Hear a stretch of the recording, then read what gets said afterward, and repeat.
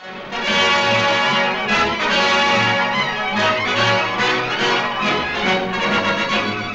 everyone, I'm your host, Arlen Schumer, and welcome to one of my pop culture presentations. Get ready to be both educated and entertained, what I call edutainment. And when you're done, please be sure to click the subscribe or follow button on your platform screen to be notified of all of my upcoming pop culture presentations.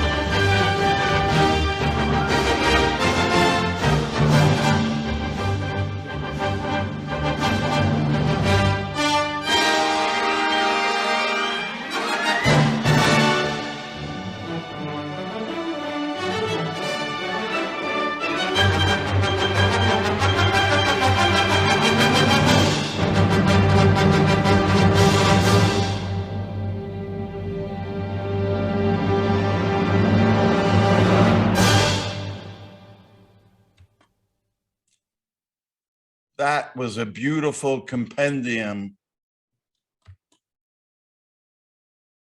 Let's see, where's my, here we go. A beautiful compendium of all 17 of the Fleischer Studios Superman cartoons from 1941 to 1943. You know, the character only appeared in 1938. So the Superman cartoons contributed a lot to the early Superman lore, starting with the faster than a speeding bullet. The radio show came up with look up in the sky, it's a bird, it's a plane. But it was the Fleischer Studios cartoon in September of 41 that debuted faster than a speeding bullet, more powerful than a locomotive, able to leap tall buildings in a single bound. Superman. Yes, this version of Superman. Let's get it in sharper focus, shall we? Ah, nice. I love that transition image between the very GQ looking Clark Kent. But yes, we're here, ladies and gentlemen, to talk about the super animation of the Fleischer Studios Superman cartoons. Welcome, ladies and gentlemen. My name is Arlen Schumer. For those of you who've never seen any of my webinars before, welcome. But let's dive right in to the name Max Fleischer. There he is in a later picture, circa 1930, I believe, son of Austrian, Hungarian, Jewish immigrants, came over, I think, 1888, settled in New York City. Max Fleischer could be seen in the partnership with his brother Dave as like, he was both the businessman partner and the kind of nerd creative one. I mean, he started out as a print cartoonist, but was intrigued by the turn of the century with animation and came up with this patent you can see here for the rotoscope, which was drawing over live action film footage to create animation that would have realistic, smooth movements, which would, of course, be the basis of the Fleischer Studios look, especially the Superman cartoons themselves. Now, his younger brother, Dave, whose name was on every Fleischer cartoon they made as directed by, he was more the creative wild man. He was the yang to his older brother's Yid, Dave Fleischer was. He lived the high life, gambled, adulterated, the kind of moral opposite of his brother. And while he might look like a very hands-on director here, manipulating the multi-plane and animation devices that the Fleischers innovated, we'll talk about his credit. He was more what we would call in today's parlance a showrunner than a hands-on director. But again, we'll talk about that. But the Fleischers were there at the dawn of animation with their black and white features out of the inkwell. And here's another graphic. There we go. They came up with cartoons, mixing, comedy and music with animation. Now, there was another brother team in animation on the West Coast. The Fleischers were East Coast, New York City. And yeah, that would be Walt and his brother Roy Disney. And they were the doppelgangers and counterparts. These are like the Hearst and Pulitzer of animation, in the way that in the early decades of their careers, they jockeyed back and forth. They hired each other's animators creatively and technologically. So when Disney introduced Mickey Mouse and Minnie Mouse, the Fleischers countered in the 30s with Betty Boop. And of course, their biggest hit at a time overtook Mickey Mouse in popularity. That would be, of course, Popeye. Now, Popeye, with spinach giving him superpowers, would have a particular impact on, of course, the young creators of the future Superman, Jerry Siegel and Joe Shuster, growing up together in Cleveland, Ohio, and they would watch the Popeye shorts in the 30s. And they said, you know what would be great if we could take this idea of a superpowered character, but drawn more realistically in the adventure strip style, not cartoony like Popeye. And that would, of course, lead to this very early Joe Shuster rendition of what would eventually become the cover of the first appearance of Superman in the spring of '38, Action Comics #1. But I digress. But of course, we're here to talk about the Superman cartoons eventually, but to show how the Fleischers developed. Every time Disney would come up with something like silly symphonies, the Fleischers would counter it with their talk cartoons. Yeah, it doesn't exactly roll off the tongue.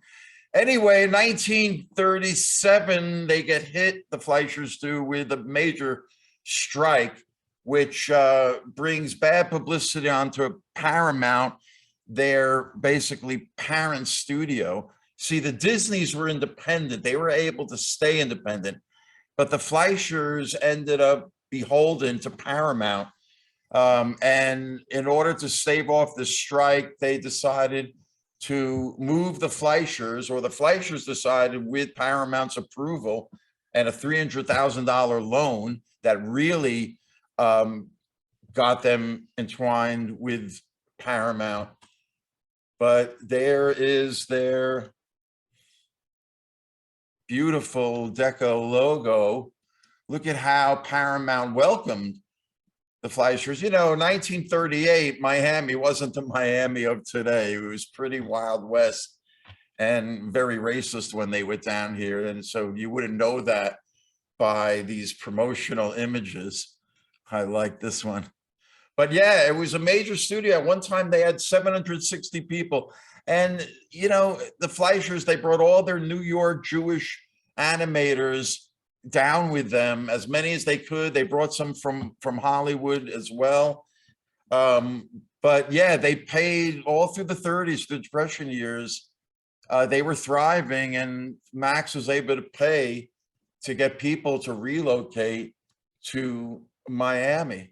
But in the same year they moved down there, of course, Disney would debut its major smash hit, the first theatrical animation, Snow White and the Seven Dwarfs. The Fleischers had been working and would miss clashing with Snow White the same year.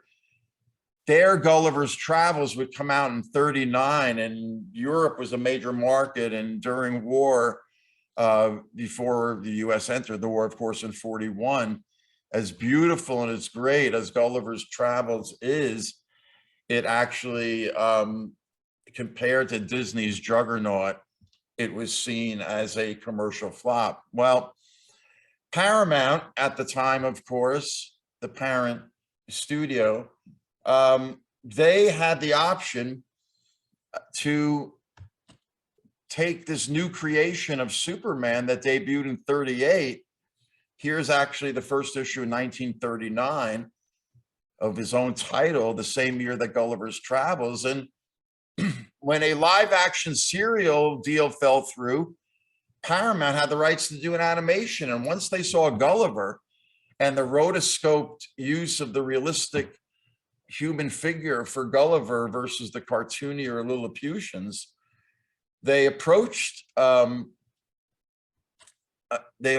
Fleischers, who were just burned out from Gulliver's, and the Fleischers didn't want the job, so they quoted a price, $100,000, which was like 6 times the price of an 8-minute cartoon in those days. But Paramount had the money, and they said, yeah, we'll pay that.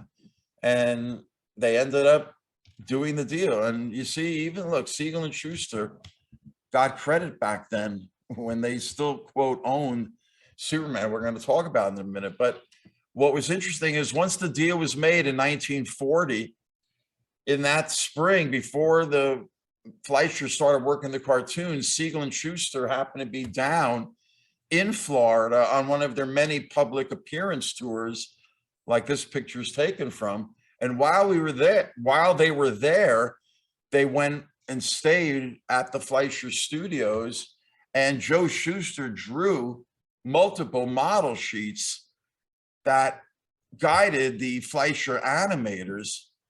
As you can see here, these incredible, some of course, I wish I had better resolution copies, but these are all that survive of these really beautiful model sheets by Schuster and the Fleischer animators following Schuster's sketches.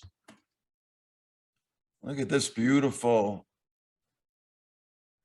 We can spend a lot of time studying these incredibly beautifully drawn, but once again, you can see how he ends up looking so beautiful in the final cell animation, and how much it still resembles Schuster's original drawings. I mean, this is Superman #6, 1939. They even used a live actor, Kazel Krauser, to pose for them. And you can even sense some of his physical, real attributes in the Superman figure himself. Look at some of this promotional material that Paramount produced. Remember, Superman was an overnight hit success after 1938, spawning an entire industry, an art form. But yeah, look at these beautifully lettered promotional pieces.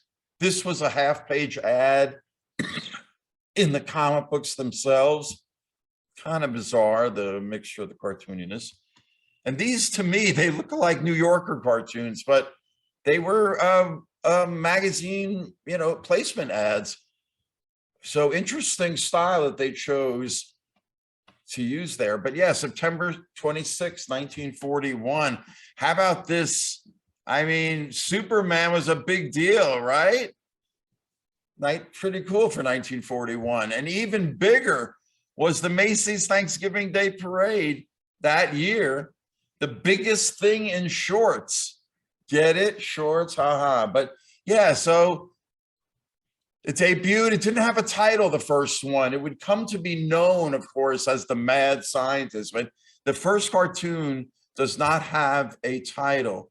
Now, more than 2 animators worked on the animation, but because, as I said, Fleischer's style was to only credit the top 2 animators, and because Fleischer is more of a showrunner, usually the top animator, in this case, Steve Mafati, would be really the director, whereas Fleischer was more of a creative showrunner, overseer, and working with the music and working with the talent and things like that. So, and you're going to see all these names. I think Seymour Needle, I don't even know if I'm pronouncing that correctly, was the son-in-law of Max Fleischer. I'm not sure I got that right.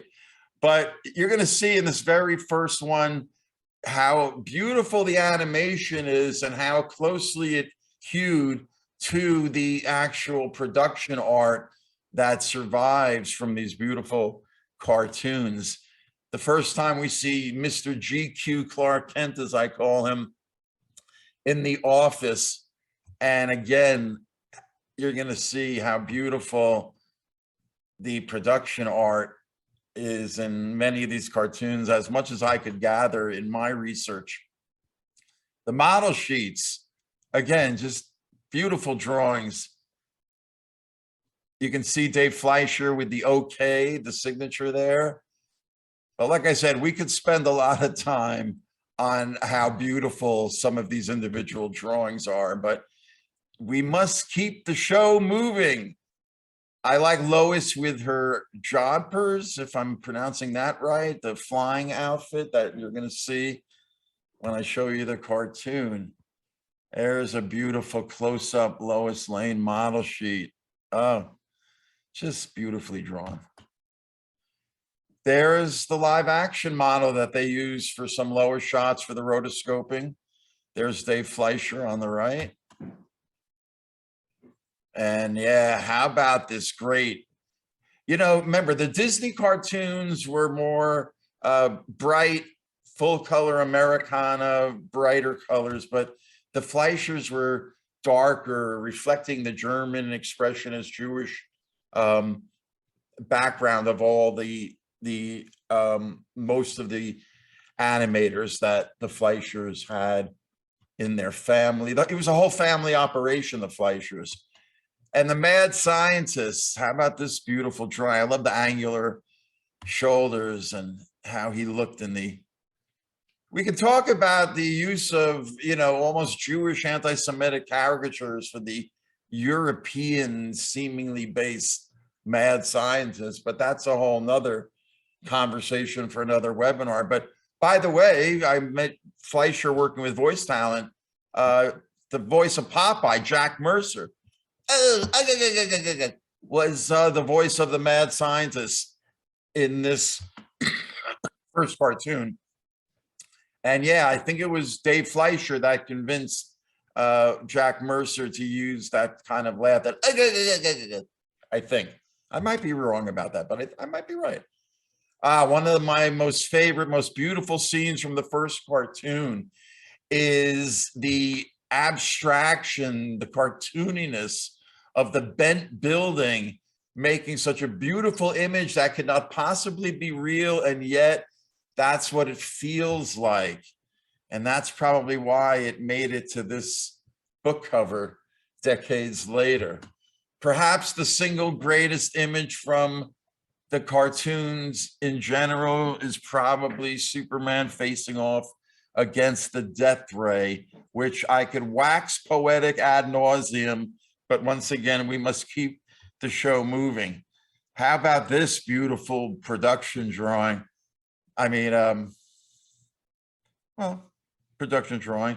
Look at the elongated arm for the abstraction purposes. It's only on screen for a split second, but the creative decision to abstract Superman's arm to make it more impactful. And then you get the beautiful German Expressionist single favorite image from the cartoons. It's psychosexual, it's erotic, it's boy, and there's Superman perched on top. You gotta love it. So ladies and gentlemen, without any further ado, this is the only cartoon we're gonna see in full, 8 minutes long. The other 16 cartoons we're gonna see just, you know, a couple minutes from each one. So enjoy what debuted September 26, 1941, the very first Fleischer Studios Superman cartoon.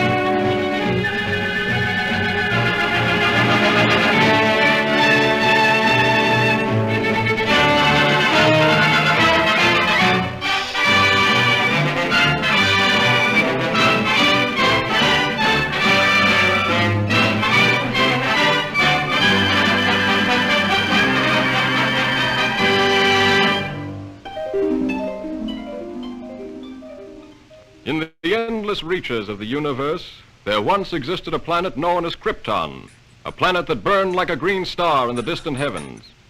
There, civilization was far advanced and had brought forth a race of supermen whose mental and physical powers were developed to the absolute peak of human perfection.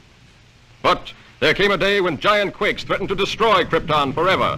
One of the planet's leading scientists, sensing the approach of doom, placed his infant son in a small rocket ship and sent it hurtling in the direction of the Earth just as Krypton exploded.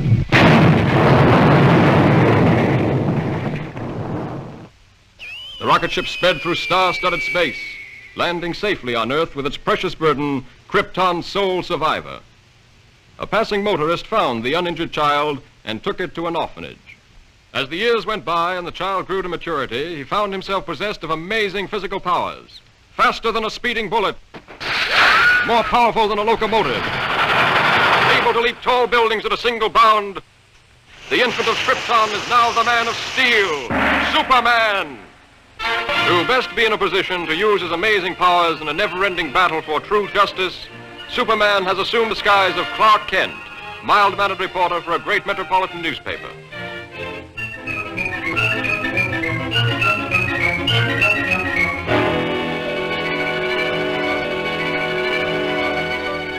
Kent, I want to see you. Just received another threatening note. Okay, Mr. White. Lois, another note from the mad scientist. Coming in, Chief. Now listen to this warning. He plans to strike tonight. Beware, you fools. My electrothanasia ray strikes tonight at 12. Total destruction will come to those who laughed at me and failed to heed my warnings. Beware, I strike at midnight. This nut may prove dangerous. Kent, you help Lois follow up her lead. She may have an angle on this thing. Yes, sir. But, Chief, I'd like the chance to crack the story on my own. Well, no. Thanks, Chief. But, Lois. Chief, don't you think that's a dangerous mission?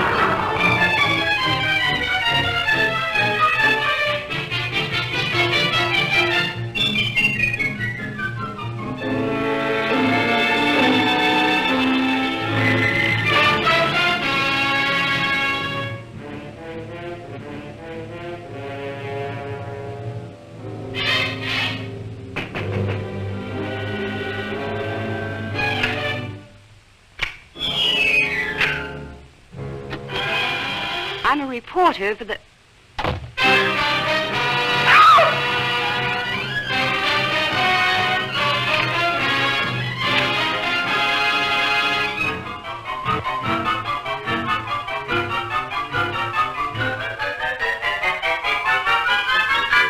So, you want a story? I'll give you the greatest story of destruction the world has ever known.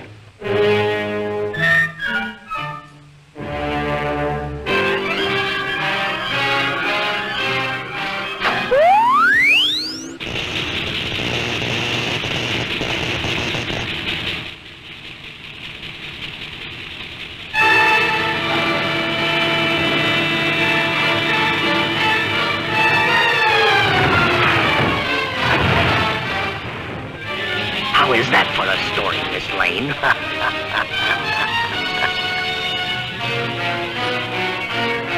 Yes, true to his threat, the mad scientist, whose warnings have held the city in a grip of terror, went on his rampage of destruction on the stroke of midnight. The deadly impact of his mysterious ray smashed the famous Tower Bridge, hurling cars and pedestrians into the river below. The police have warned everyone to remain in their homes. This looks like a job for Superman.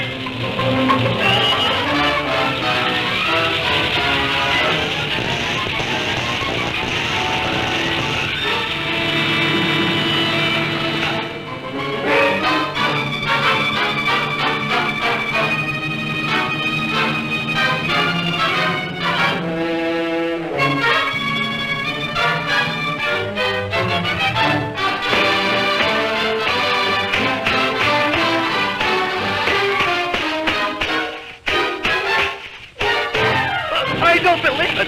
He isn't human.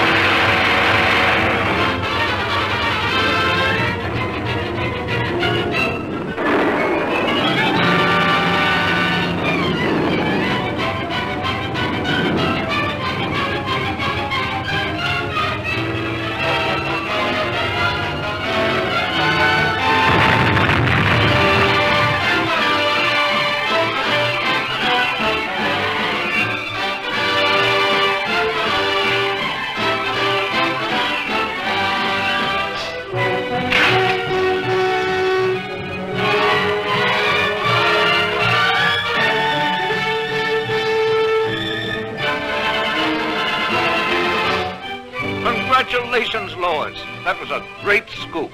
Yes, Chief, thanks to Superman.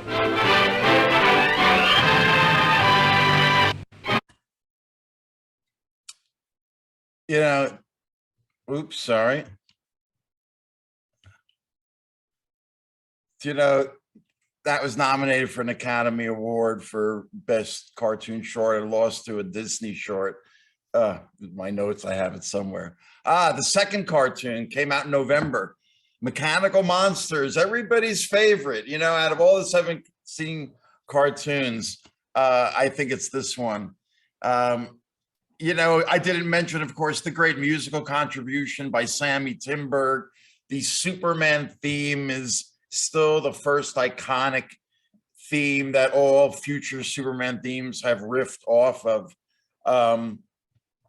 But yeah, the whole idea of robots coming out of the 1930s, it was the Czech novelist Čapek that came up with robot, which comes from the Czech word for worker, roboti, R-O-B-O-T-I.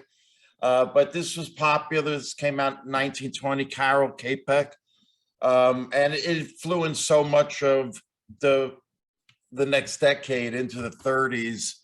You have the Phantom Empire with, look at that robot on the right. This was a big hit. Of course, the 1939 World's Fair, you had Electro. Look at that funky robot, right? So that's, how about this black and white ad for Superman and the Mechanical Monsters?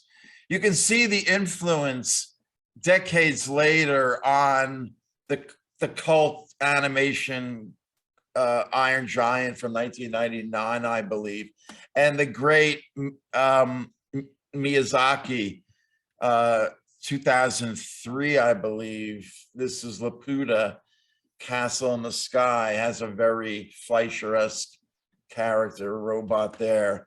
And then, of course, there's the cult, truly the definition of a cult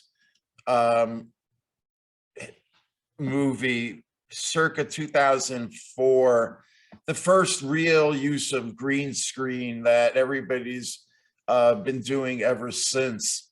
Sky Captain, the World of Tomorrow. If you haven't seen it, check it out, but it wasn't a box office hit. It was considered a failure, and yet you can see its influence on everything that's come since, but especially in how he paid homage to the mechanical monsters of this cartoon. How about this model sheet? I wonder if the Fleischer artist might have been influenced, of course, by the 1940 Sunday newspaper strip version that the duo were turning out, because it's a little, much simpler and boxier in Schuster's version, but you gotta love how the Fleischers really created a robot for the ages. So by the way, here's a quirky new beginning just used in the second cartoon. Watch. Faster than a speeding bullet, more powerful than a locomotive, able to leap tall buildings at a single bound, this amazing stranger from the planet Krypton, the Man of Steel, Superman. Empowered with X-ray vision, possessing X-ray vision in that funky little split second of animation. Interesting. That only in this cartoon. Why? Well, you're going to see a clip, one of my single favorite images of Superman, the only time in the cartoons where he uses his X-ray vision.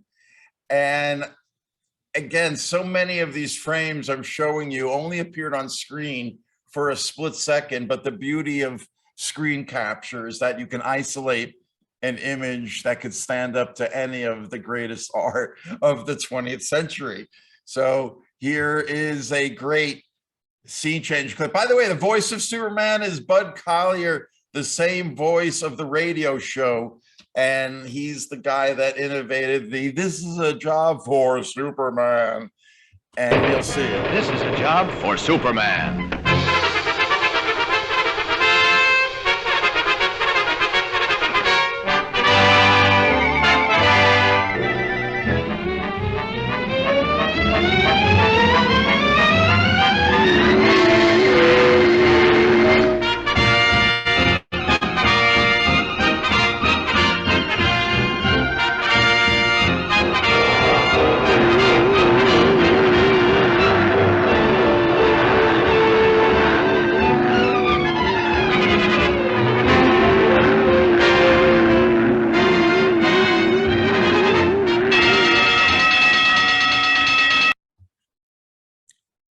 So as we get to the conclusion of the cartoon and the villain's lair, so many of these classic death traps are right out of the old silence and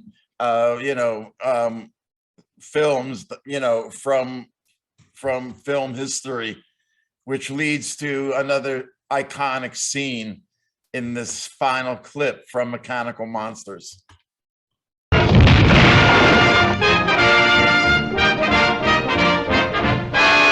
Superman!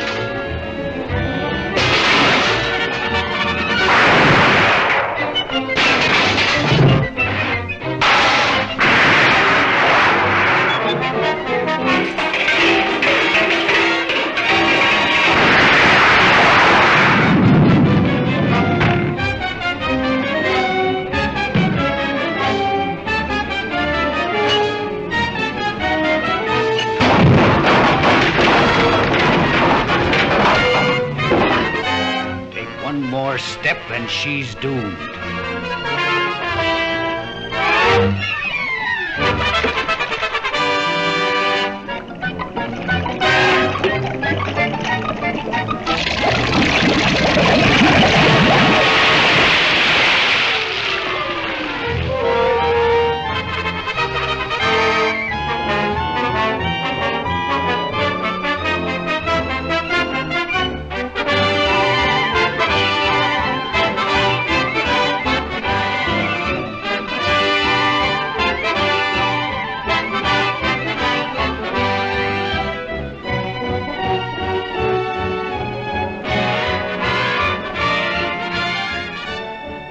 That's a wonderful story, Lois. Thanks, Clark, but I owe it all to Superman. $1 Billion Limited, the third cartoon, features lead animator Myron Waldman, shown here in a picture taken many, many years later. There's Myron still, as a young man on the right, working with Dave Fleischer there in the center. And I believe this might be one of his model sheets for the car that the villains ride in this cartoon. I think that, which came first, I'm not sure. The early Batmobile, drawn here by Jack Burnley, my favorite Golden Age Batman artist. I'm not sure, we got to check the dates.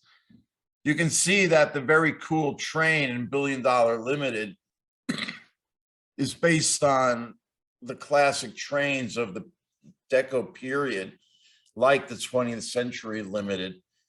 And, in these cartoons, just the beauty of them is their graphic design. Anytime you see typography, like when Clark changes to Superman in this clip, it's beautiful. The early Superman S there with a black background. And you can see the very human dimensions of Superman in this clip where he changes.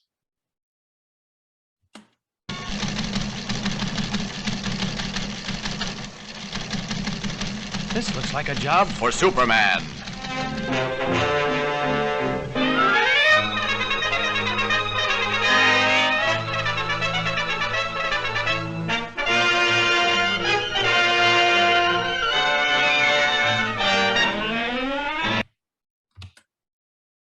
In this next clip, remember I said these images are on screen for a split second, but the beauty of screen capture is that you can see what the animators actually drew. So I just love this stylized Superman with that anvil of a neck. Another beautiful clip you'll see is this really incredibly lit scene at the railroad tracks where Superman does the modern exercise thing with the ropes back in 1941. And then, of course, when he reverses the fall of an entire beautiful Deco train, the careful detail of these cartoons is incredible. There's, of course, that black and white ad campaign promoting $1 Billion Limited. Check it out.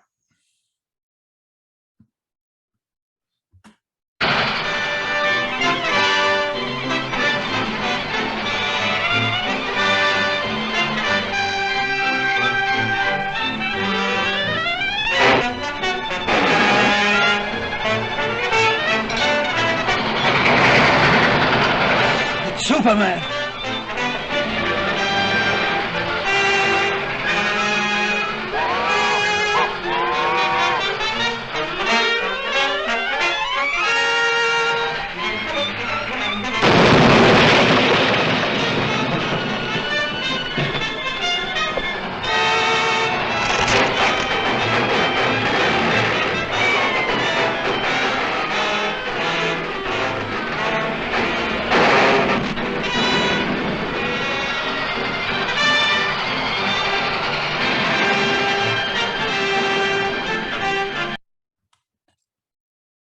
And then, of course, the climax of $1 Billion Limited, after he lets Lois off in safety, features maybe my single favorite still frame, this very cool looking Superman, looking very punk and very modern. I love even you can see his toes in this particular drawing. The finale of $1 Billion Limited.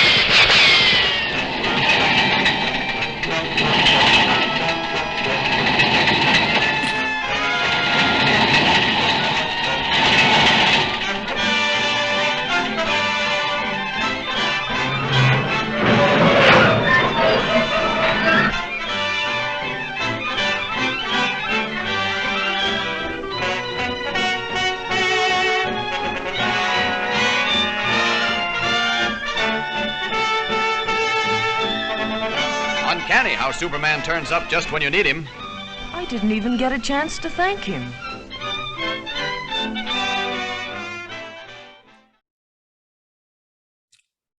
By the way, I hope you're noticing these beautiful title cards. Each one is just a gem of hand lettering at its greatest. This particular one, Willard Bowski. Okay. The title card, a lobby card or promotional illustration. Interesting that they misspelled Superman down there. It's Supernan. But the giant dinosaur that they thaw out from the Arctic in Arctic Giant is really, in pop culture history, the middle monster between the 1933 King Kong rampaging through the city and 1954's Godzilla or Gojira, whatever the Japanese exact pronunciation is. In between the two is the Arctic Giant, who imitates many of King Kong's maneuvers in Metropolis. Beautiful deco Daily Planet in this one, both atop, and I love this one above the entrance as Superman there flies out. Again, the leaping tall buildings in a single bound you'll see in this clip. But it was the Fleischer cartoons that really made Superman fly, because the early Schuster Superman comics had him leaping. But you'll see how beautifully he leaps in this clip from Arctic Giant. This looks like a job for Superman.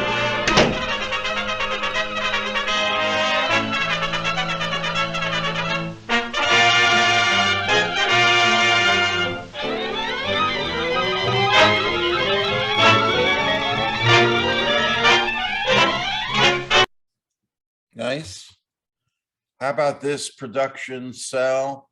Beautiful hand-painted background of the dam that our Arctic Giant is about to wade through in this clip.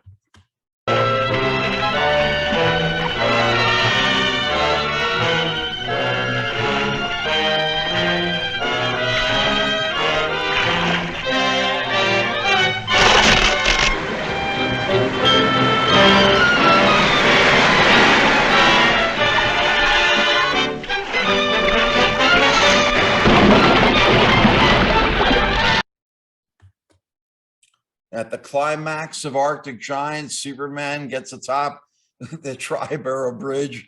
I'm not sure exactly which one this is modeled after, and using one of the cables as a bolo even. He literally lassos our Arctic Giant, bringing him down to the ground.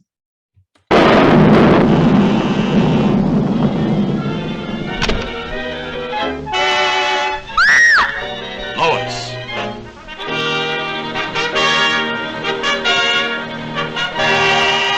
Now this time, stay put. Yes, my lord, and thanks.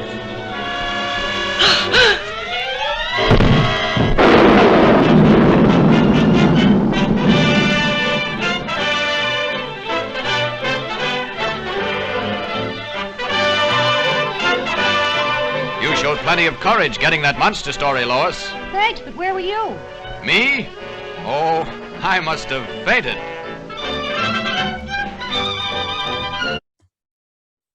Those of you animation aficionados might recognize the opening for the Japanese anime that came to America circa 1965 as Eighth Man, Tobor, robot spelled backwards. But if you remember how his show opened, it might seem a little familiar after you've seen my Arctic Giant clips.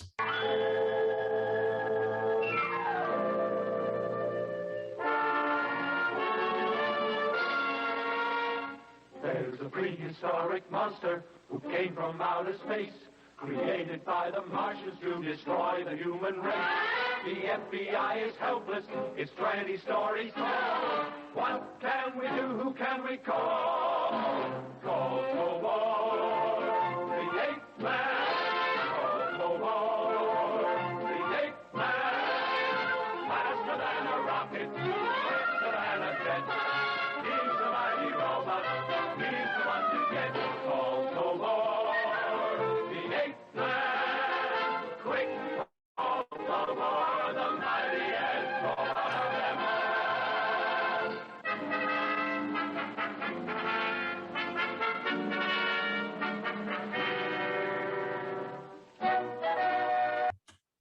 I love the Clark Kent wink at the end. How about that beautiful lettering for Bulleteers, right? Again, Dave Fleischer put his name. Here's an interesting, Orestes Calpini drew many of the storyboards and the action sequences for the Fleischers in the cartoon. So you'll see his name recurring. For years, I thought this was a picture of Orestes Calpini, but it's not. And of course, I don't have my notes in front of me, but you know, it was a Fleischer animator, just not Orestes Calpini. But there's the black and white print ad for the Bulleteers. Very, of course, you know, talk about autoerotic, you know, when you freeze frame an image like this, yeah, I can't help it, but you know, maybe rocket erotic. Can I coin a new subgenre of art? But yes, there is something very rocket erotic about the opening scene of Bulleteers. But once again, the Fleischers just pull off beautiful design here, where in this incredible sequence of lighting after they blow up the police building there and rocket away, the switch in primary colors of the explosions on the very graphic buildings, culminating and eventually becoming dark blues, just gorgeous. Here's a piece of production art, a pencil drawing, and again, how beautifully it ends up getting conceived in the full color animation. Another nighttime, beautiful deco Daily Planet building in this clip. Great shot of Superman flying and pausing. How about this? Man, the design, we could look at the building in the background and the beam, oh, you love it, right? Beautiful Superman flying figure. Some of these, you know, they didn't rotoscope. They just had guys acting out and drawing from live models doing these things. But there's a ballet-like grace to the Fleischer Superman that has just never been captured by any other character in animation, especially realistic animation. But this sequence where he punches the rocket is just so primal. And when you freeze frame an image, you can see what the artist actually drew and how utterly expressionistic the art is. I mean, imagine this image blown up on a museum wall. I would love it. But there it is, folks, you know, only appears on screen for a split second, but this is how artists designed it and how beautiful it is. The beauty of the Fleischer Superman is by using live models, by rotoscoping, by drawing from life, their Superman, you can feel him exert himself. He's both super and man, and just the ability to capture that in beautiful drawings of the human figure like these is what makes these cartoons works of art. How about that stylized cityscape?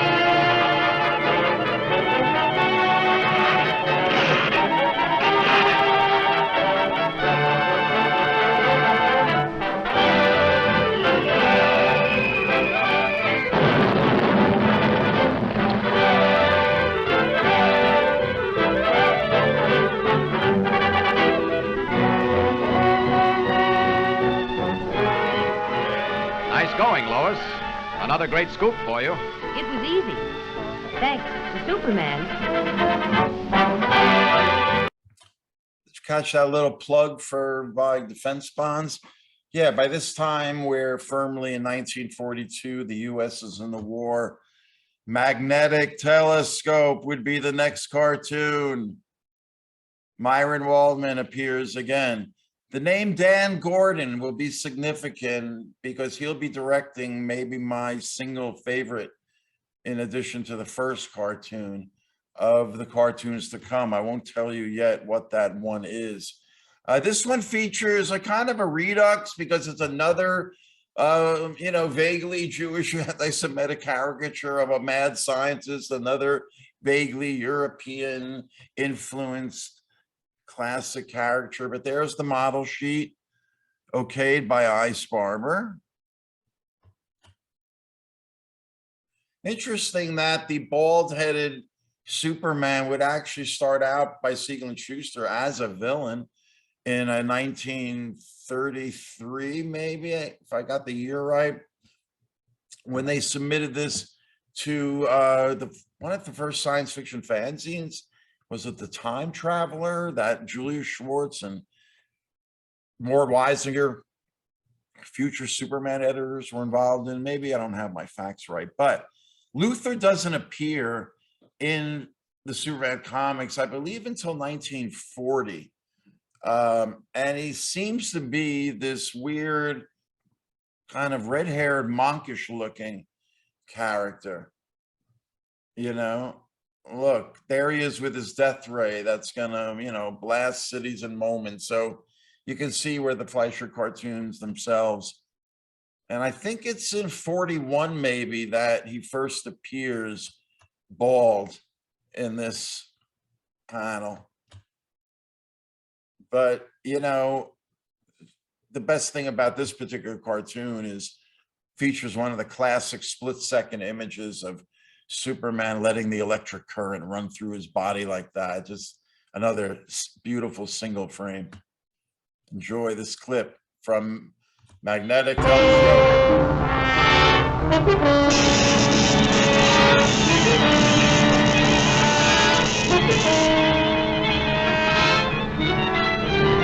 Miss Lane, the controls.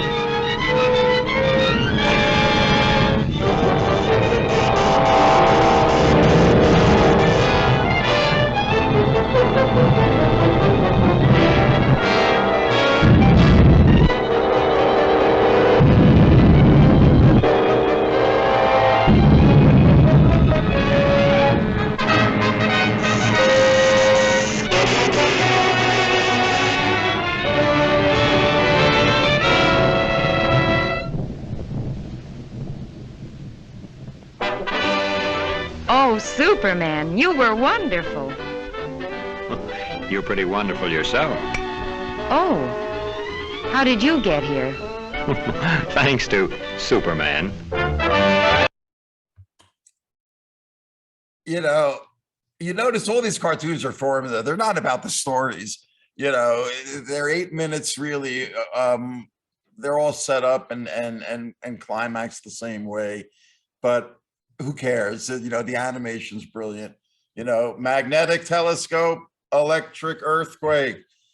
This particular one has an interesting story because unlike the kind of mad scientists and gangster ones you've seen, this one has a fairly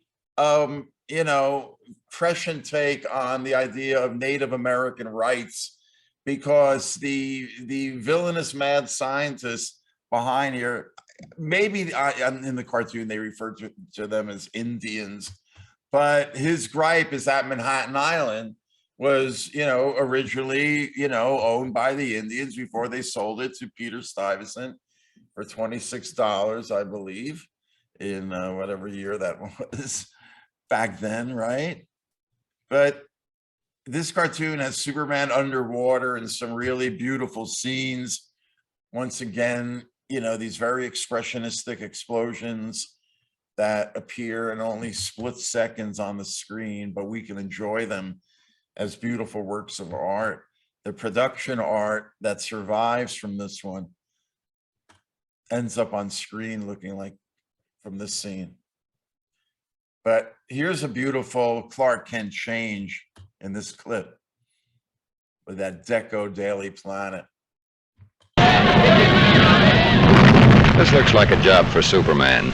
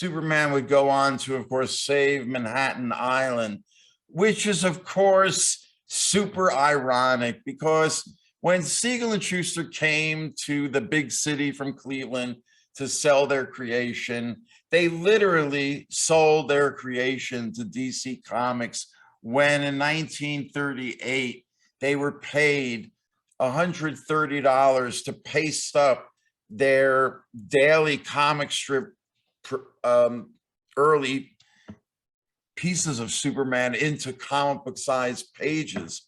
So the first Superman origin story fills 13 pages that are all pasted up from their daily strip versions. There's the actual check for the $130. The biggest ripoff to take place on Manhattan Island since Peter Stuyvesant bought it for $26. So yes, it's bitterly ironic with a capital I. But let us switch to Volcano with some familiar names. And yes, it's about Hawaii and the volcano that erupts. There's a beautiful sequence in this clip of Superman arriving from the sky like an angel dropping through the fires of hell from the volcano and the lava. This looks like a job for Superman.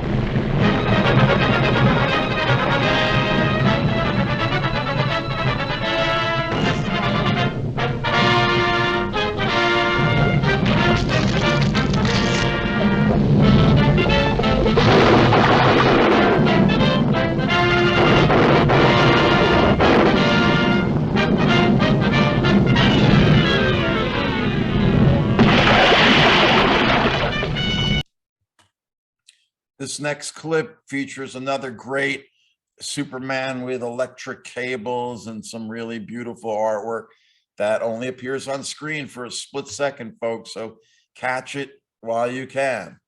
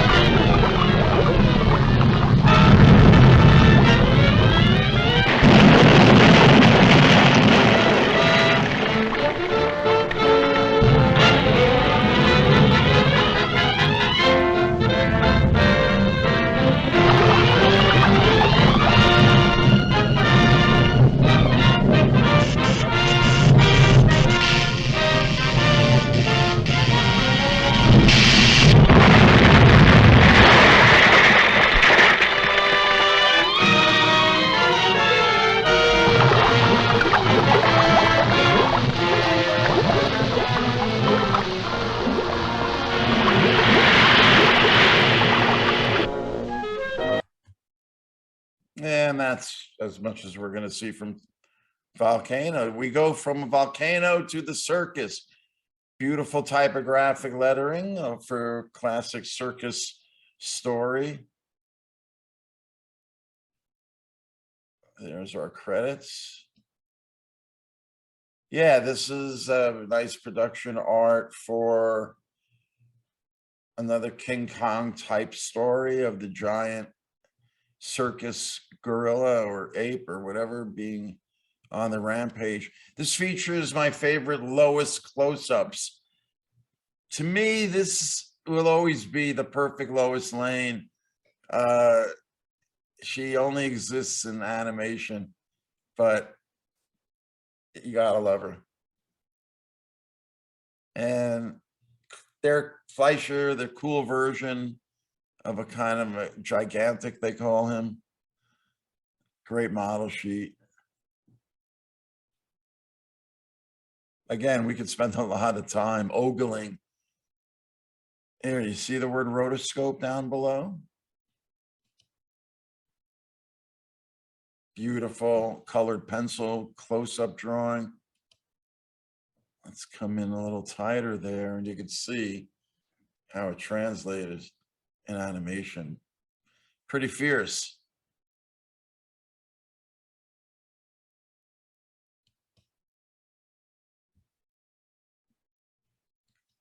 And I really love these split-second close-ups of a very Japanese anime look of Superman.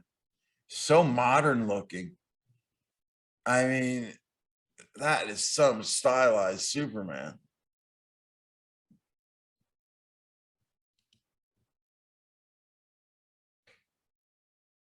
Only on split second, folks. And yeah, you gotta love it. The only butt shot of Superman in all 17 cartoons. You know, you gotta love it. Here it is, folks. Terror on the Midway.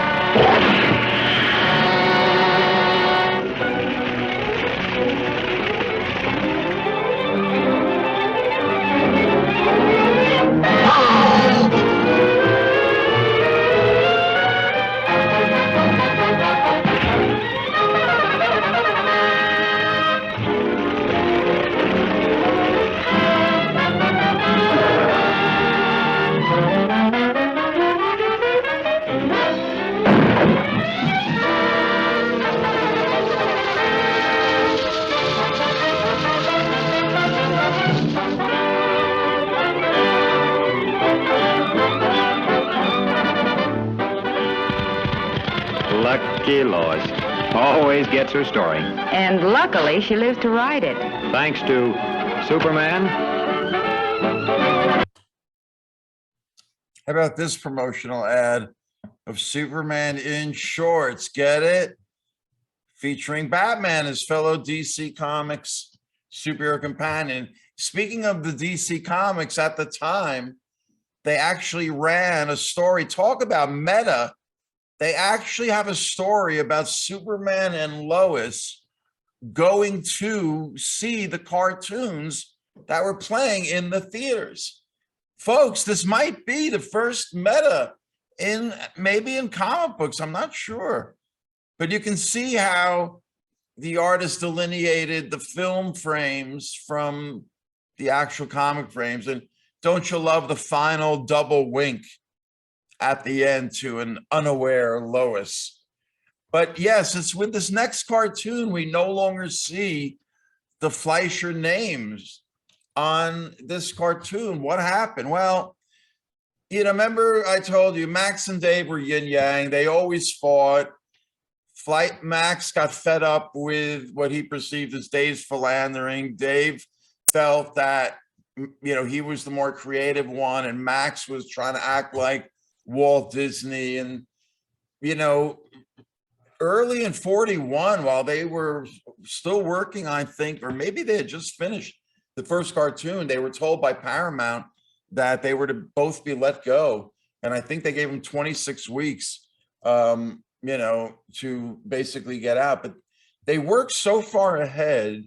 And since Dave's directing style was, like I said, very hands-off and overseer-like, you know, guys like Seymour Needle and the other directors, Orestes Calpini and guys like that, there was a smooth transition, same creative team, but they moved the Fleischer Studio back to New York eventually.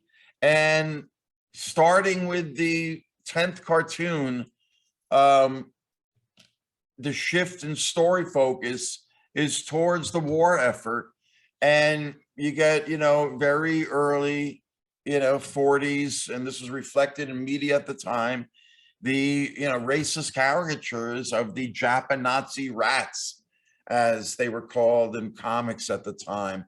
But yeah, you know, that's what this cartoon's about. And you can see that it involves the ginormous plane, which is, of course, modeled after the real Howard Hughes Spruce Goose, as it was called, that was meant to fly in World War II, but never did. It did actually fly in 1947 for, I think, a mile or two in the air, 70 feet, you know, over the water. But here's a clip from Chapatours.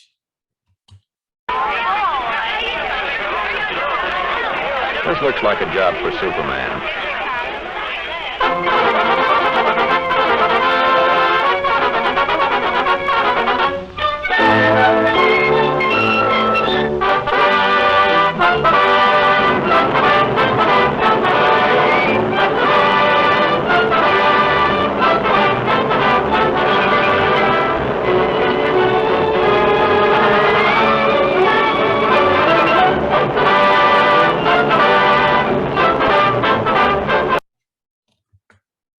And then we meet our Japateur himself.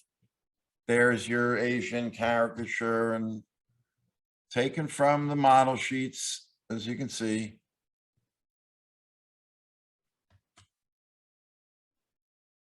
Some nice art in this cartoon as Superman struggles in the plane to save Lois.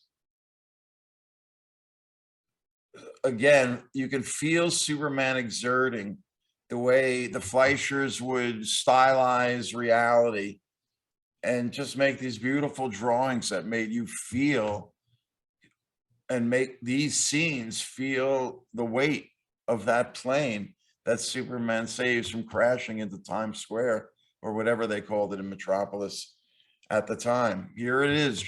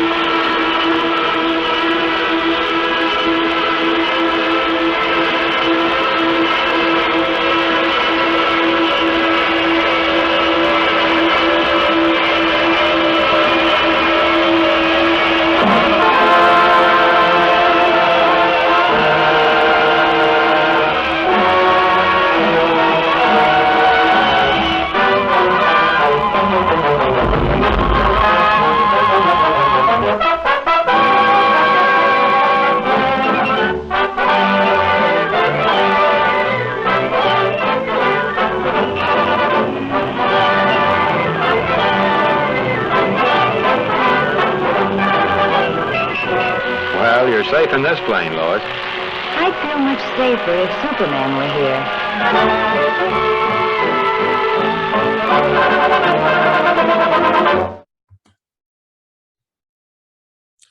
So the next cartoon is the first one to be branded a Famous Studios production. Why famous? Because one of Paramount's earliest names was Famous-Klasky, I think, Klasky. And you can see how closely the new logo resembled the Paramount logo itself. But speaking of logos, how about that beautiful typography and, you know, the use of color and shade and shadow, and gorgeous, right? There's our creative crew.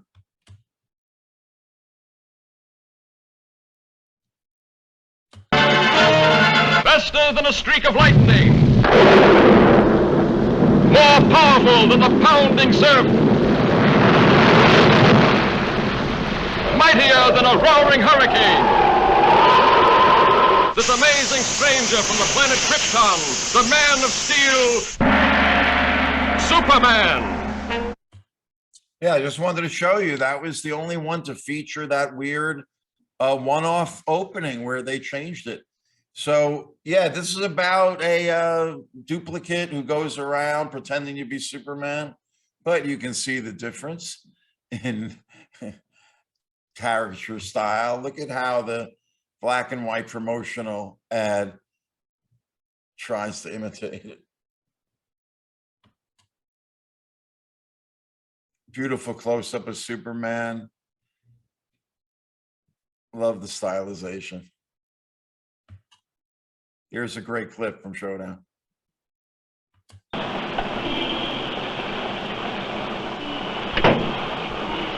Well, my double's in for some trouble.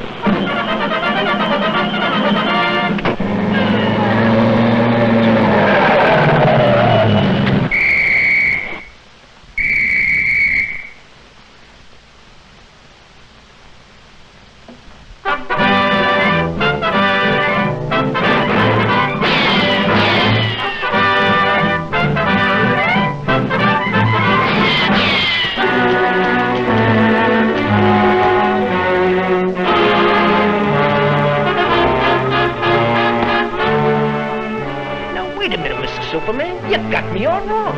It ain't me. Honest, it ain't me. It's the boss. He made me do it. Oh, take it easy, will you, Mr. Superman? Give me a chance. I'll come clean. I'll talk. Honest, I'll talk. Oh, don't touch me.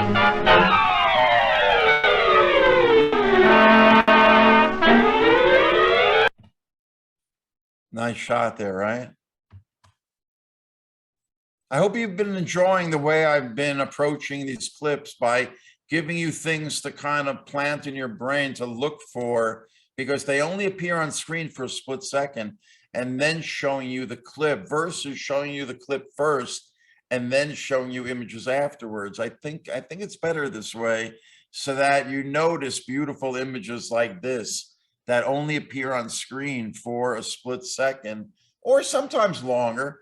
Like this particular image, maybe one of my single favorite. I just love the almost Dada-like juxtaposition of Superman with a lampshade. Obviously, in the context of the cartoon, it makes sense. But here's another very punk-looking Superman ahead of his time, right? You know, it's like if Lou Reed were Superman, maybe. Hey, boss, that's Mr. Superman. Well, I didn't expect to see you here.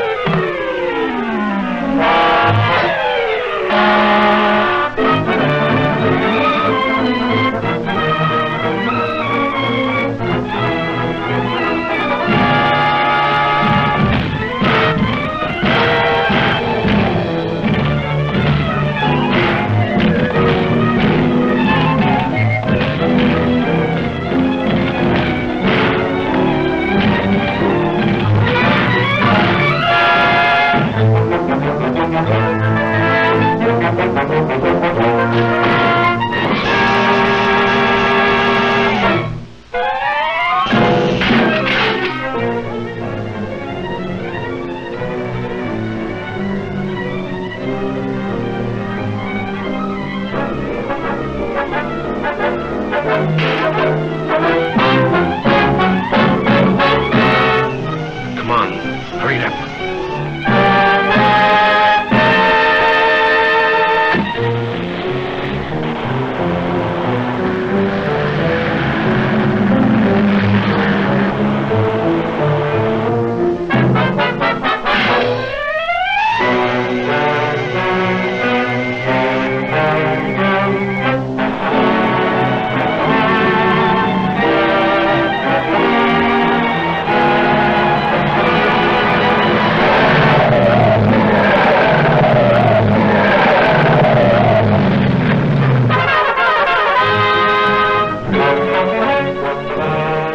Next time you'll play Superman.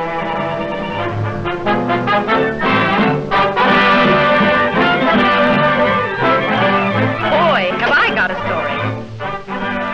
What's the matter, Bright Eyes? The opera get you down? Just been dreaming I was Superman.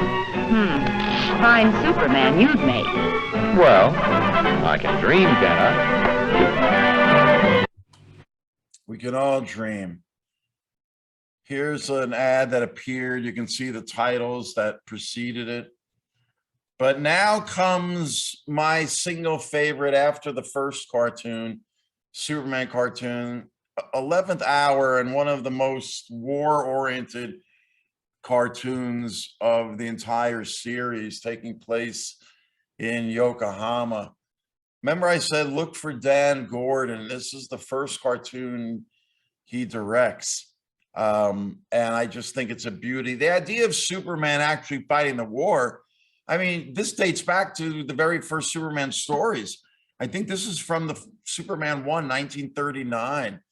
He champions universal peace. So before America enters the war, they're doing stories where Superman is just, you know, forcing European dictators, very generic characters, in stories like this and panels like this, where he would physically, you know, make them fight it out amongst themselves.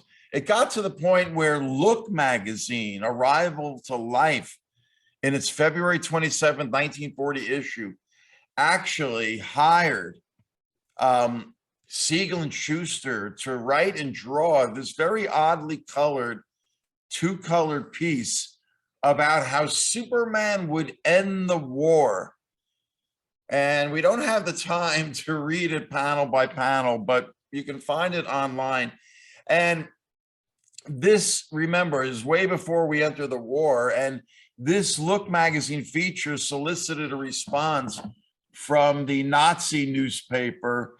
And again, we don't have time to decipher this, but suffice it to say, they, you know, call out Superman for its Jewish background, and Siegel just in it for the money, et cetera, et cetera. And again, by 1942, when we're in the war, Superman 17, he's fighting a proxy war on his covers with the actual enemies of the United States in World War II. But yeah, this cartoon just features incredible artwork, evoking the Japanese location, beautiful design, and some of the most just awesomely illustrated imagery, and just incredible graphic design that you'll see in these clips as Superman evades the searchlights. Of course, the dark side of this cartoon is that it does feature the racist caricatures that were in vogue at the time. The giant tooth, animal-like maw of the Japan Nazi rat. I love this beautifully lettered, you know, they really knew their typography back then, and I like signed. Isn't that beautiful? But yeah, maybe my single favorite sequence in my single favorite cartoon, other than the first one because of the death ray. But they reused the Superman flying down instead of into the fires of hell, really appearing most like the angel that Superman, because he's both the Moses myth and the Christ story. For Jor-El so loved the earth, he gave his only begotten son with powers and abilities far beyond those of mortal men. This quasi Christological figure is what Zack Snyder capitalized on in this very telling scene from, was this Superman and Batman, I think, 2013 or whatever that was. I'm not sure, 2016. But yeah, you know, that's been a popular way to evoke Superman, but you know, it started in the Fleischer cartoons. How about that stylization? Notice Superman doesn't have his belt in this cartoon for some strange reason. But man, that's one of the most beautiful images of all. There's a nice close-up of Superman and the caricature. How about this one? Well, at least we got this very cool looking Superman. Square jawed. I love this guy. But here is the longest clip other than the very first cartoon, which I showed in full. It's so great. I had to show you 6 out of the 8 minutes of 11th hour. So folks, enjoy.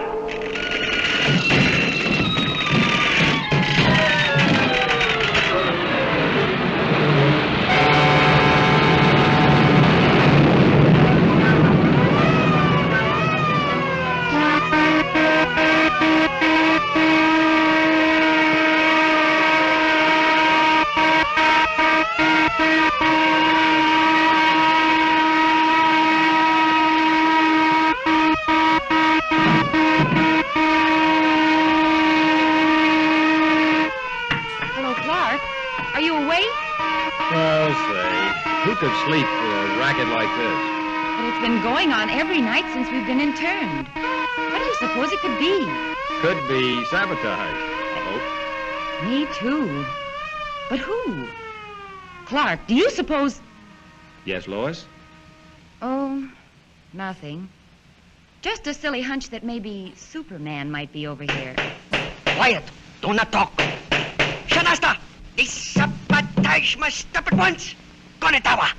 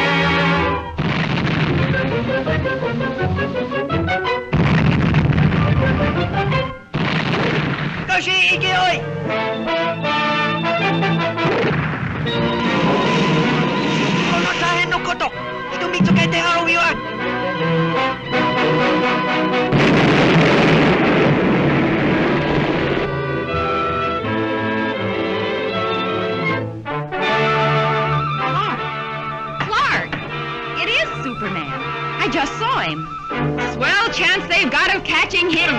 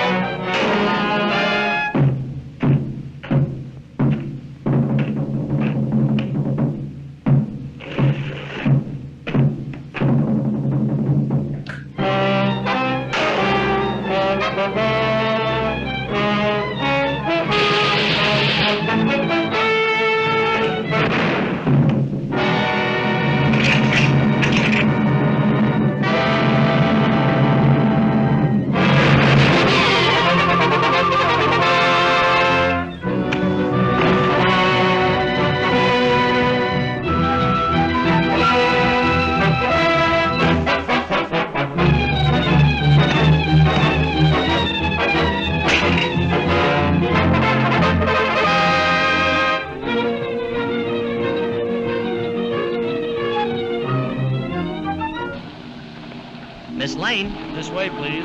How does it feel to be home? Smile, please. How about Clark Kent? Did he get away? No. No, he's still over there. But don't worry. Superman promised to look after him.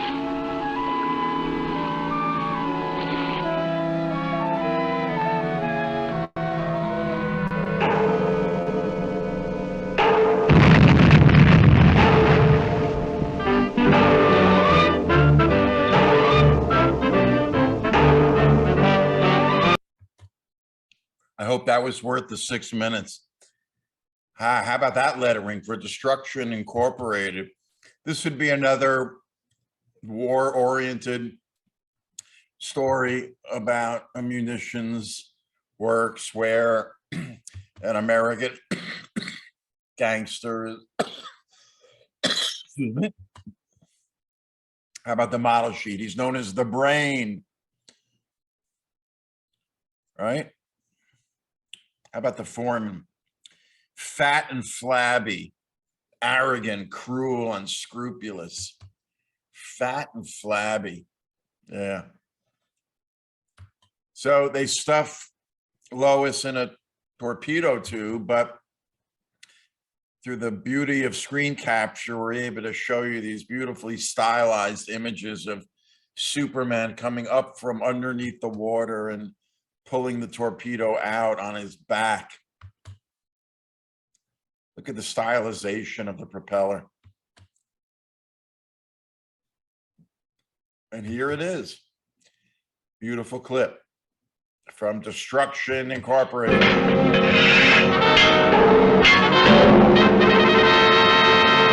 Okay, stand by. Ready? Fire!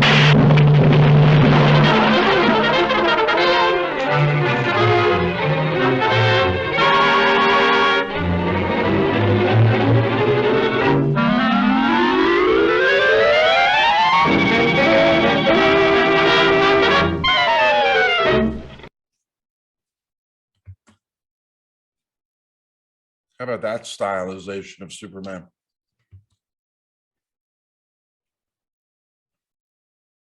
looking a little wonky. Here's the final clip.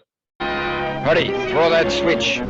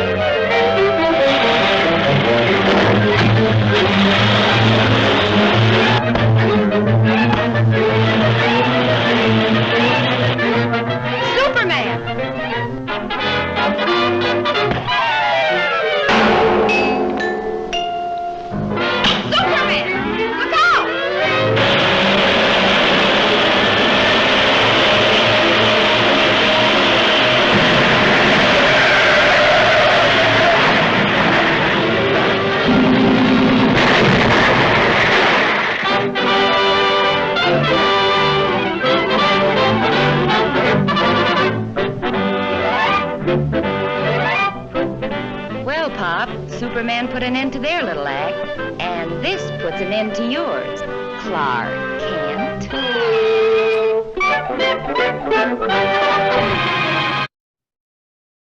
The Mummy Strikes.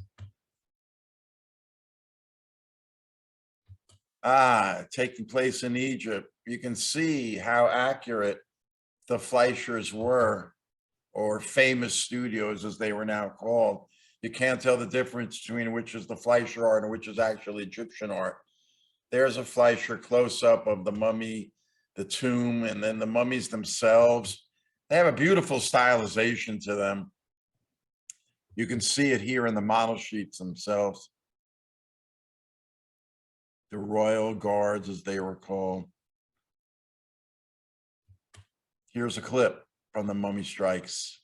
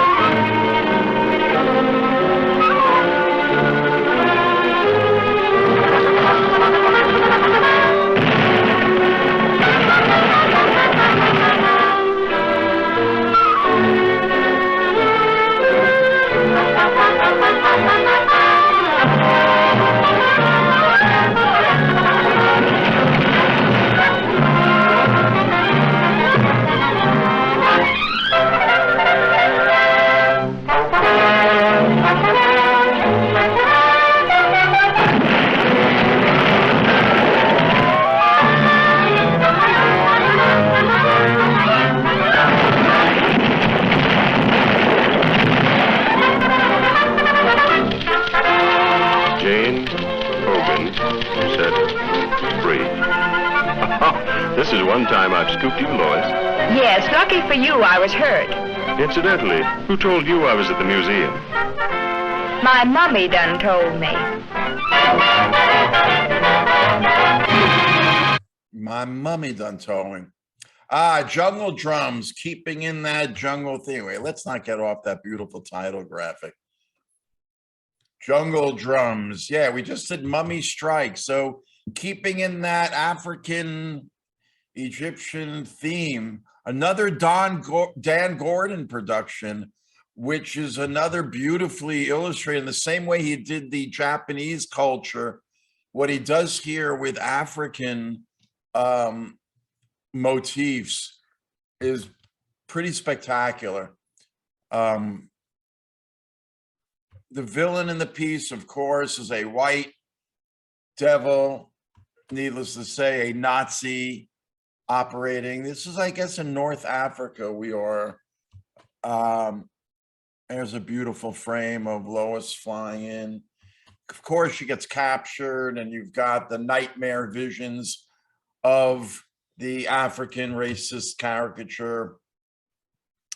But, you know, it was based on the popularity of African art in the early 20th century. You know, by the 1930s, you had great artists like Picasso into African art.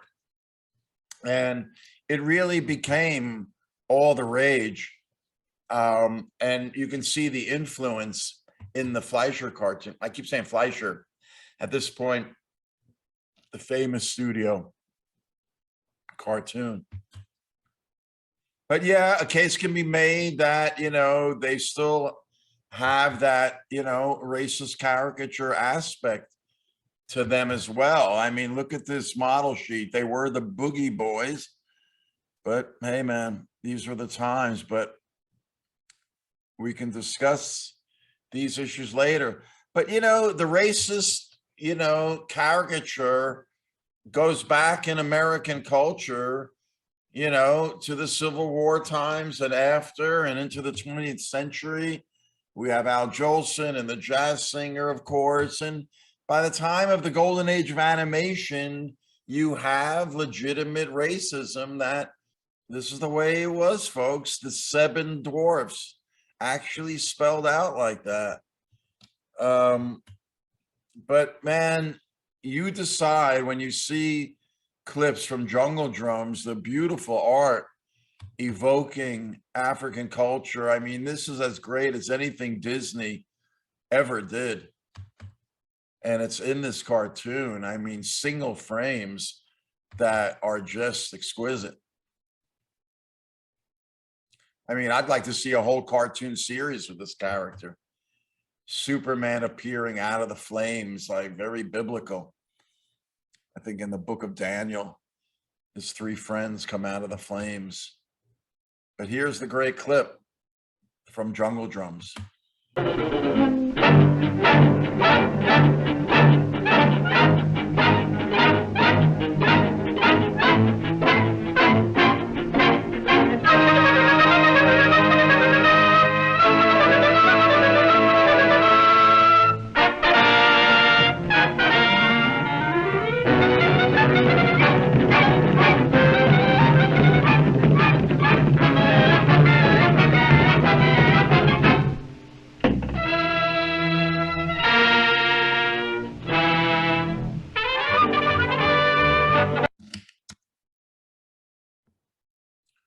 Interesting, at the end of that cartoon, we see Hitler animated, his plans thwarted. Next, we go underground. We're in 1943 by this time. But again, some of the same names. There's Seymour and Needle. Nice production illustration for the underground lair.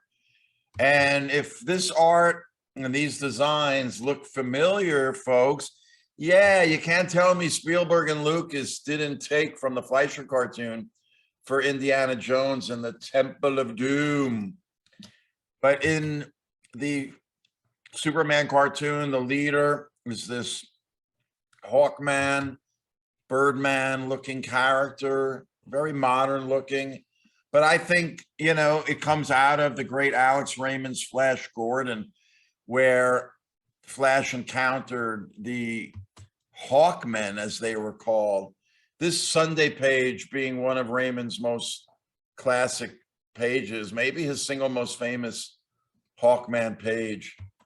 But man, the beauty of the Hawkmen characters in this cartoon as they do their dance of death around Lois and the professor character there. I mean, it's like a Broadway play. This is how you adapt Superman to the stage, right? You reenact these cartoons. But here's the great clip from Jungle Drums.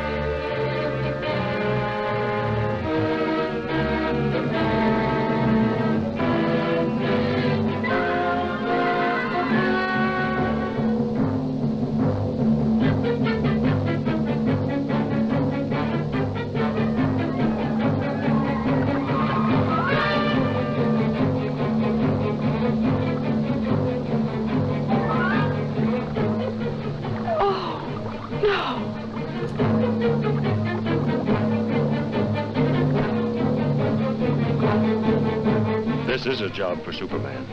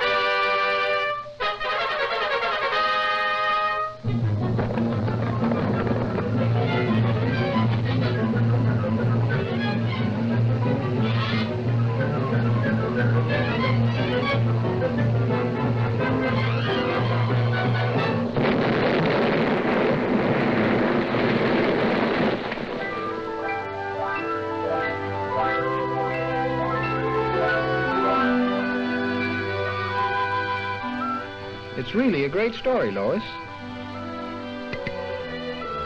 But no one would ever believe it.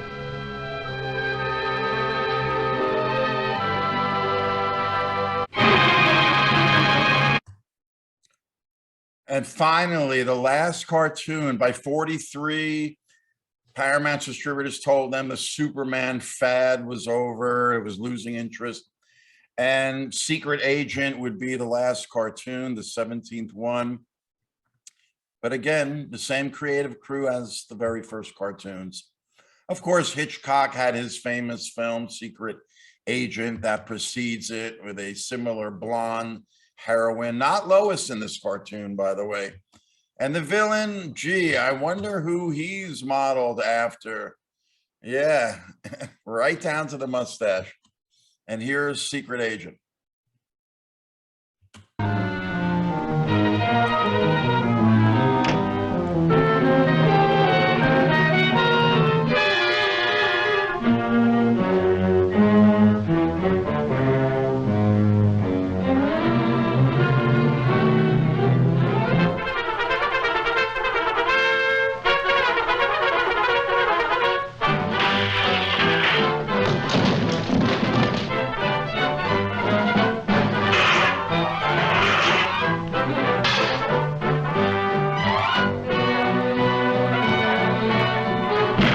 Was ist los?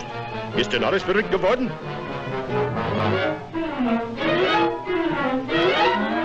Zum Teufel! Was sollen wir tun? Schmeißt die Wände ein!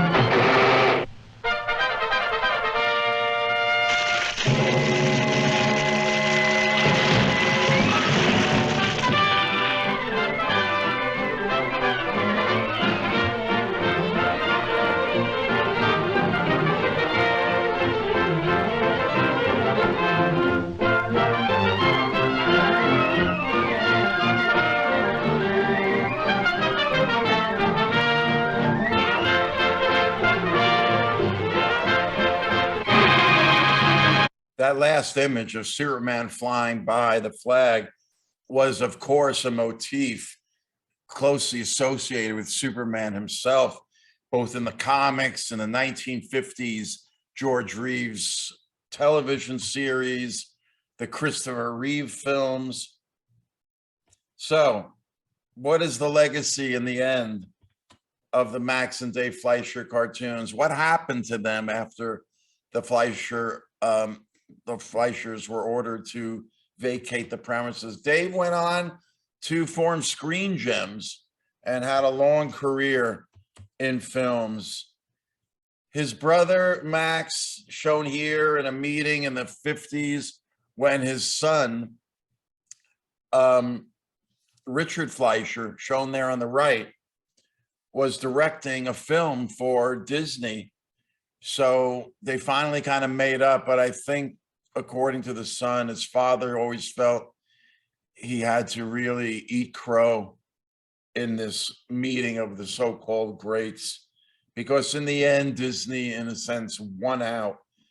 But, you know, the real legacy of the Fleischers, he passed it on to his son, because Richard Fleischer, shown here later in his life, but what's that in the background? Yeah, that's one of the great films. If you've never seen Disney's 20,000 Leagues Under the Sea, Kirk Douglas, James Mason, great cast. Peter Lorre's in it. Great special effects, great, submarine, the Nautilus and underwater scenes. Really, it's an icon from the 50s and the 60s. He did the iconic science fiction film Fantastic Voyage, shrinking down into miniature, going inside the body, which has become a familiar pop culture trope by now. And then in the 70s, he gave us the pop kitsch of Soylent Green. It's people. But the Fleischer impact would go on to continue in the 80s. In Frank Miller's great graphic novel, Dark Knight, his Superman is almost as much of a character as Batman in it. But so much of the way he portrayed the world of Batman, he actually thanked Max and Dave Fleischer in the acknowledgments to Dark Knight. You can see the influence of the Fleischer cartoons and the great Batman animated series by Bruce Timm. I actually wrote an article right after the series came out for Print Magazine, the trade magazine of the graphic design field, in which I visually compared the Fleischer cartoons to what Timm and company were doing. I especially pointed out how the beautiful title cards that they did for their beautiful Batman episodes were very reminiscent of the beautiful typography from the Fleischer and Famous Studios cartoons. Timm then did a Superman series, which, you know, not in a total way, but you can see the influence of the Fleischer cartoons in it. And still today, the current versions of Superman relate a lot to the Fleischer Superman. And nowadays, in the age of action figures and deluxe toys, we're seeing things based on the Fleischer cartoons that are like dreams come true for many of us. We never thought we would see stuff like this. Just go on the internet and you'll be able to find it all. Mezco toys. Remember my favorite Lois? There she is.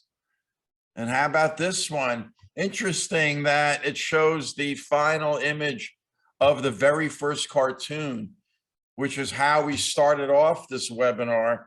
And I said pretty much it's 2 hours since I started at 6:05. But thank you, ladies and gentlemen, for attending. Super animation, the Fleischer Studios Superman cartoons. Folks, if you go to my website, arlenschumer.com, there's a comic book history page that you'll see my comic book history book, The Silver Age, which you can get a signed and sketched in copy directly from me. I run a Facebook group on the Silver Age itself, as well as separate groups on just Jack Kirby's work and Neil Adams, maybe the artists who influenced me and my generation the most.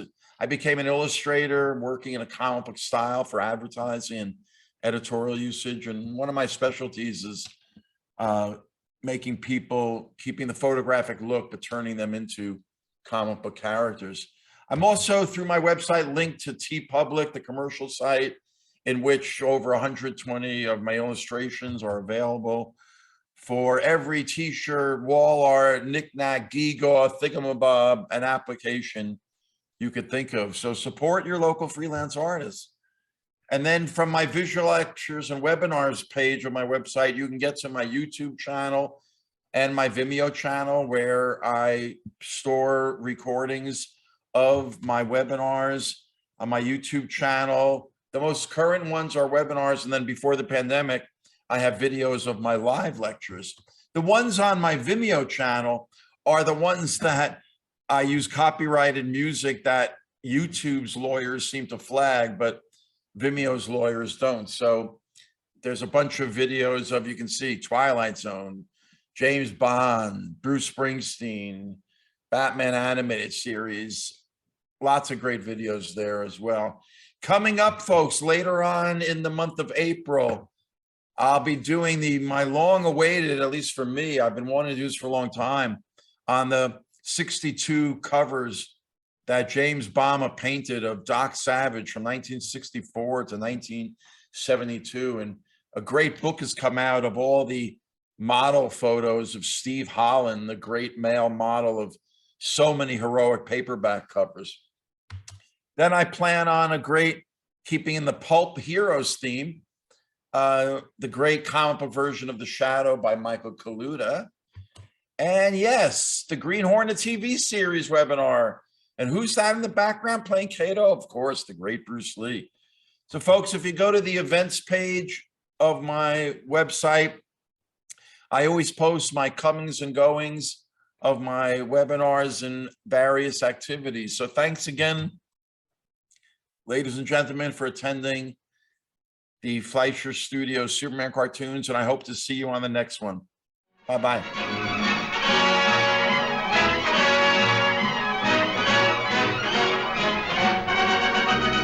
Thanks for attending this presentation. Hope you enjoyed it.